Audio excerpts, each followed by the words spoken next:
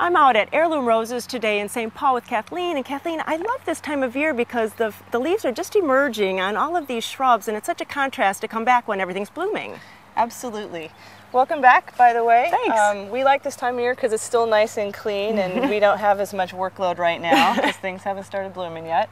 So you can see that we pruned a couple of months ago, and one of the things that we really made sure to do was do a really good cleanup on our beds so that we don't have any kind of harboring pests or diseases that will start us off badly this year. And that's good to know for us homeowners, because sometimes we do leave that debris, and that's really so important to get all those old leaves that might have diseases out of there. Absolutely. So you can see we did a really thorough rake up, and now that our leaves are coming out, we might want to be thinking about what sort of chemicals we can apply. Sure. And also how our pruning and our cultural control practices make a difference to lessen our disease load. So one of the things you'll notice is that we've really tried to prune for kind of an open form on the bushes, because for a lot of our fungal diseases here in the Pacific Northwest, like with the black spot and the powdery mildew, they need to have a certain amount of wetness on the leaf surface in order to germinate and do those things. So if you can encourage some air circulation through the plant, that will help dry the leaves off faster, and then they might not even have a chance to get going.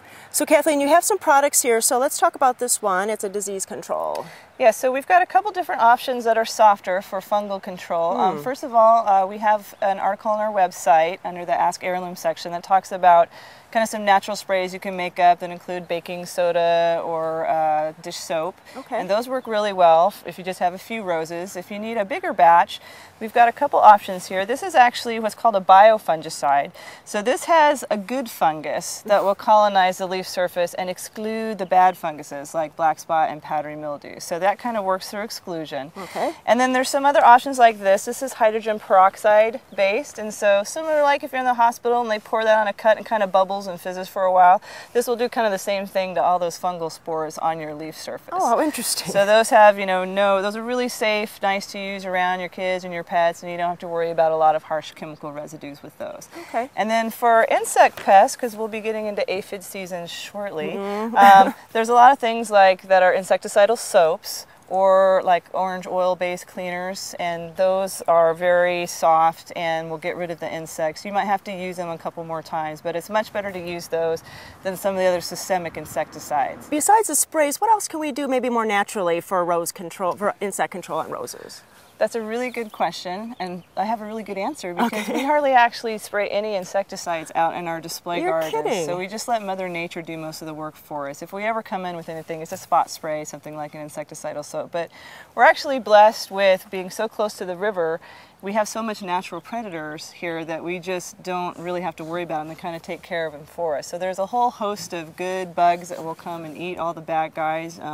Not a bug, but birds. Hummingbirds will eat aphids. Oh, wow. For example, ladybugs eat aphids. It's really great to watch a ladybug eat an aphid if you haven't seen that, by the way. And those are commercially available a lot of places. You can just go to the store and buy those. Brown lacewings come in. We have hoverflies.